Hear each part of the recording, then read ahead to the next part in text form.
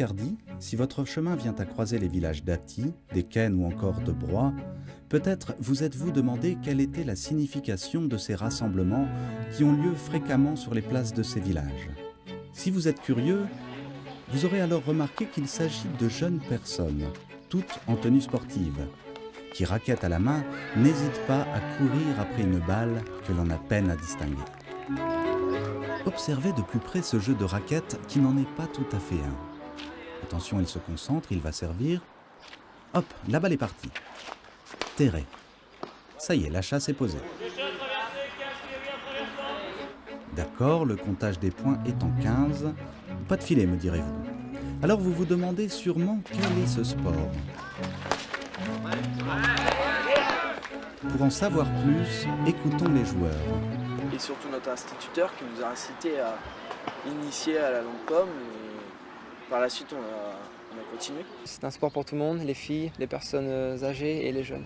Il y a beaucoup de jeunes qui s'intéressent de plus en plus à ça. Nous, dans le village, cette année, on a réussi à en dégoter 2-3. Ce qui m'attire, c'est de taper dans la balle, j'aime bien ça.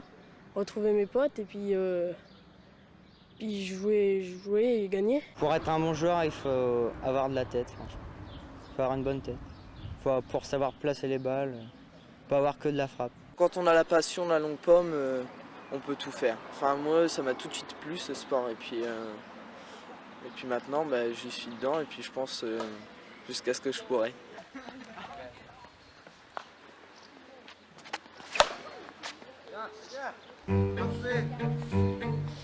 La pratique du jeu de paume ne date pas d'hier.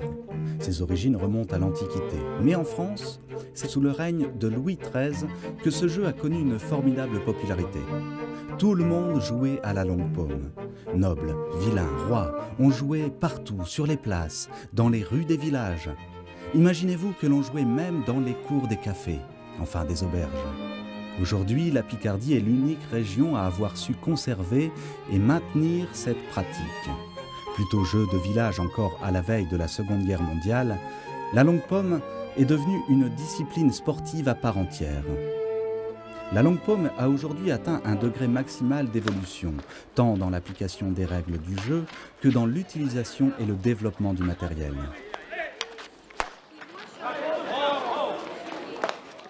Alors, si vous décidez de vous lancer dans la pratique de ce sport, mieux vaut avoir un équipement au top. Ok pour la tenue sportive.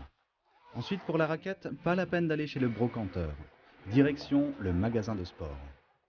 Une bonne raquette pèse environ 180 grammes. Sa longueur ne doit pas dépasser 72 cm, dont le tiers pour le tamis. Oui, la bleue, celle-ci en Kevlar là, parfaite. Mieux vaut choisir des balles de dernière génération. Une balle ne pèse pas lourd, pas plus de 17 grammes.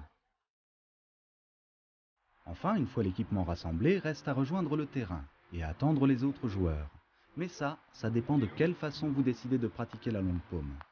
Il y a l'atterré, donc ça joue en 6 contre 6. Et après, il y a le système d'enlever, où là, c'est les 4 contre 4, 2 contre 2 et 1 contre 1.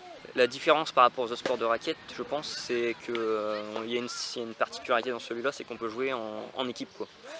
6 joueurs dans la même équipe contre 6 autres joueurs, et ça, c'est un attrait tout particulier, quoi. Moi, je trouve que le mieux, c'est 6 contre 6, parce qu'on est quand même à plusieurs, puis on est moins fatigué. Donc... Enterrer, la règle de base, ou le principe de base, c'est quand même un gagne-terrain.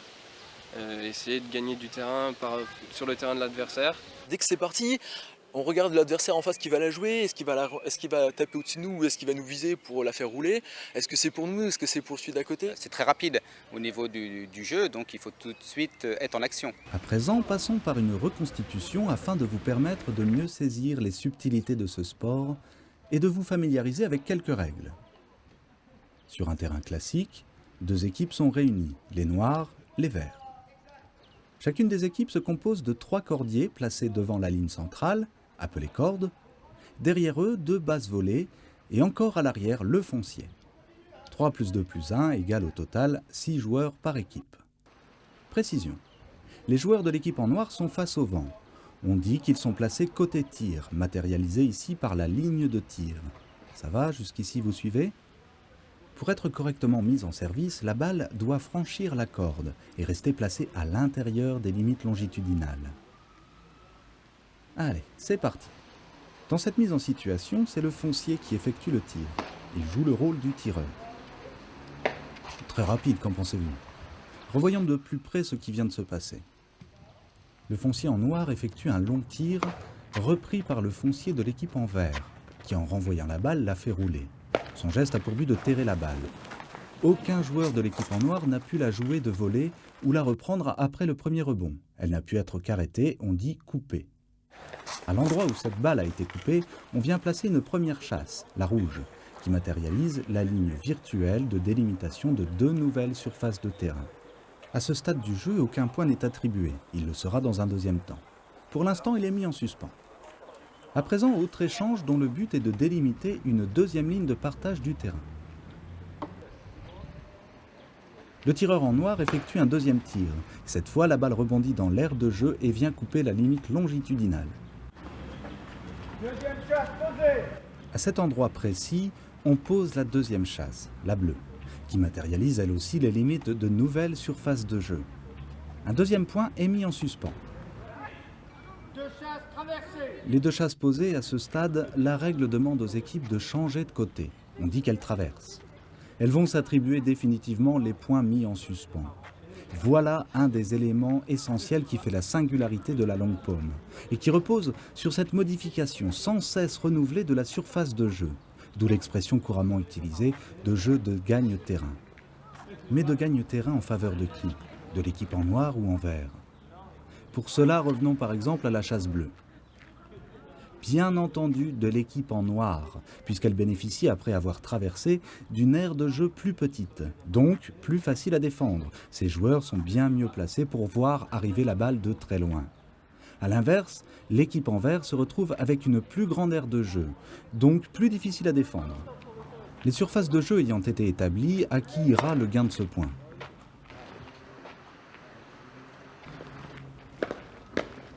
Toujours aussi vite. Observons comment il a été disputé. Ici, le point a été définitivement gagné par l'équipe en noir. En effet, le milieu de corde de l'équipe en vert a arrêté la balle après le deuxième rebond dans son propre camp, qu'il n'a pas su défendre dans sa totalité. Le 15 est attribué au noir. Le tennis a emprunté à la paume la façon de compter les points. Il faut 4 15 pour remporter un jeu. Une partie terrée se joue en 7 jeux gagnants au cours d'un match unique. Le 7 du tennis. Alors où il y a les chasses, vous essayez de la mettre entre les deux. À hauteur d'homme si c'est possible. À retirer chacun votre tour. Allez, on y va. Si vous décidez d'apprendre à jouer à la longue paume et de vous perfectionner, mieux vaut tout de suite faire partie d'un club, non, d'une société de paumistes. Et pour ça, pas la peine d'aller chercher très loin. Une trentaine de sociétés existent dans le département de la Somme et presque autant dans l'Oise.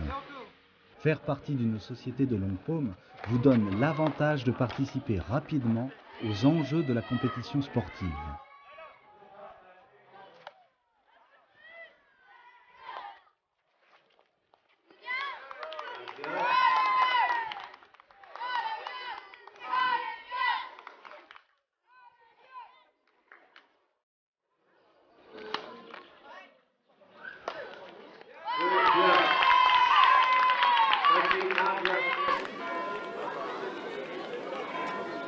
Vous verrez, vous aussi vous aurez très vite envie de vous surpasser le jour de la grande finale des championnats de France.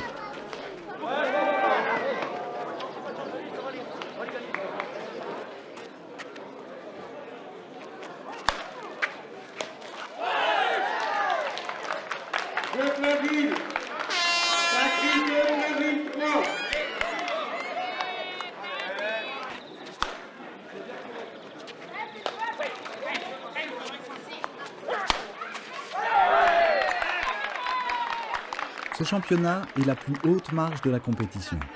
Tout joueur de longue paume classé dans les catégories jeunes ou seniors rêve d'accéder à cette finale.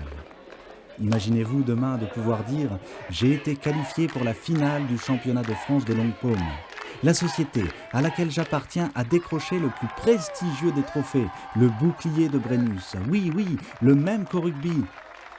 On est devenu champion de France.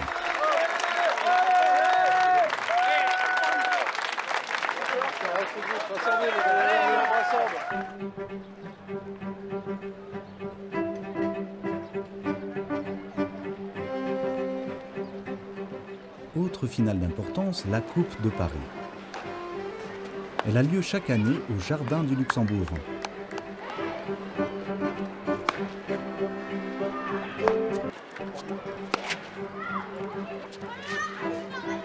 Le moins que l'on puisse dire pour ces finalistes, c'est que ça cogne dur.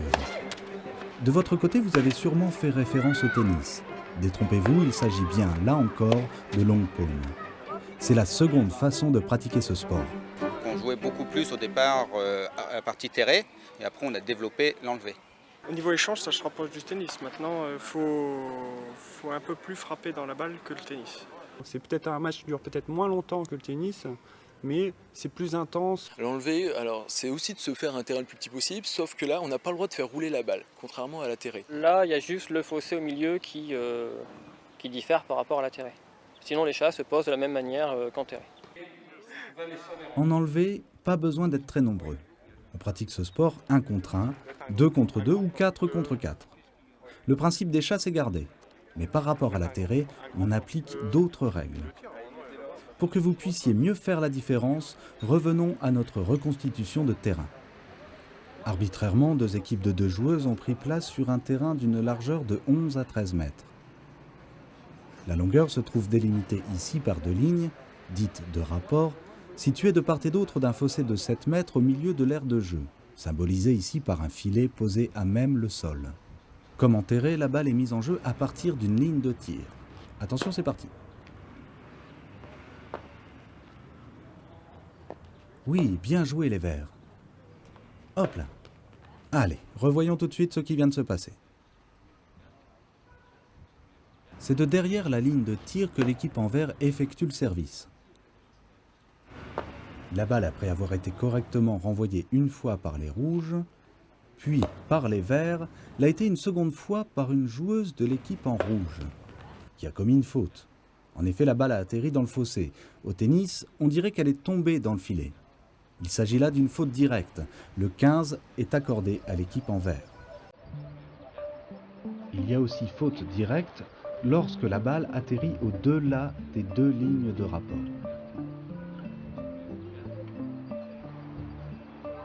En résumé, pour être considéré comme valable lors de la mise en jeu et le rester tout au long de l'échange, la balle doit rester dans les zones situées entre le fossé et les lignes de rapport. Continuons de détailler cette reconstitution. Les joueuses cherchent à présent à poser la chasse bleue. Allez, c'est parti. Bien retourné par les rouges. Relance des verts. La balle ne sort pas. L'échange se poursuit. Très bien joué de la part de la joueuse en rouge qui envoie la balle juste au-dessus du fossé. Les joueuses en vert n'ont eu d'autre choix que de couper la balle. C'est à cet endroit précis que la chasse doit être posée. À ce stade, la règle impose aux joueuses de traverser. Chasse du jeu, traverser. Le principe de jeu de gagne-terrain est conservé. L'équipe en rouge bénéficie d'une aire de jeu plus petite à défendre. Saura-t-elle garder cet avantage ?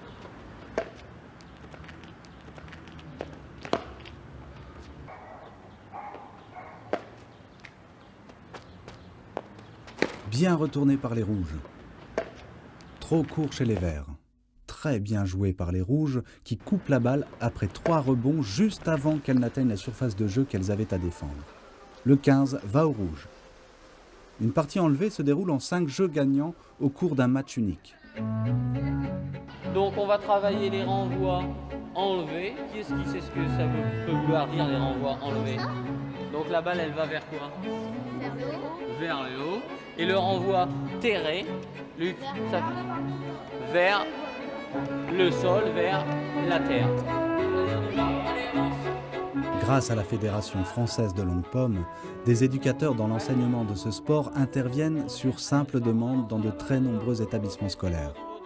Ces éducateurs dispensent aussi des stages de formation ou de perfectionnement à destination des jeunes et des féminines. Il y a une dizaine de stages organisés chaque année. Ce n'est pas par hasard si aujourd'hui un nombre croissant d'écoles primaires, mais aussi de collèges, ont fait de la longue pomme leur sport de raquette numéro 1. Bon, les vertus pédagogiques, à mon avis, sont évidentes. Contrairement à ce qu'on peut penser, on ne joue pas à la baballe quand on joue à la longue pomme. Et en particulier chez les petits, il y a tout un processus d'apprentissage qui est très important. J'envoie la balle, je me place correctement pour la renvoyer le plus loin possible, je me positionne correctement sur le terrain. Et moi, à l'école, j'ai trouvé que c'était intéressant. Et à ce titre, c'est moi qui initie les plus petits. Oui, Flo, c'est bon. Une fois initié, et si vous avez fait la démarche de rejoindre une société de longue pomme, vous deviendrez l'un des ambassadeurs de la jeunesse pommiste. À ce titre, vous participerez à l'une des manifestations les plus spectaculaires, qui réunit une fois l'an toutes les catégories jeunes que compte la longue pomme en France.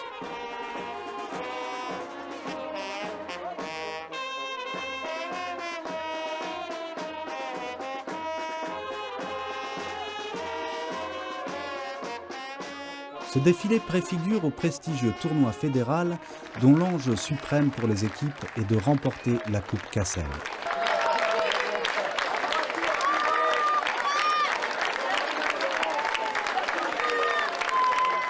Au cours de cette manifestation, ce sera peut-être vous qui porterez le flambeau et qui prêterez le serment que tout jeune pommier se doit de respecter. Pour la longue pomme, on applaudit, allez! Après quoi, arrivent les finales des catégories qui vont de poussin à junior. Autant dire qu'à partir du moment où vous participez à cette épreuve, c'est votre billet d'entrée dans ce sport que vous avez décroché.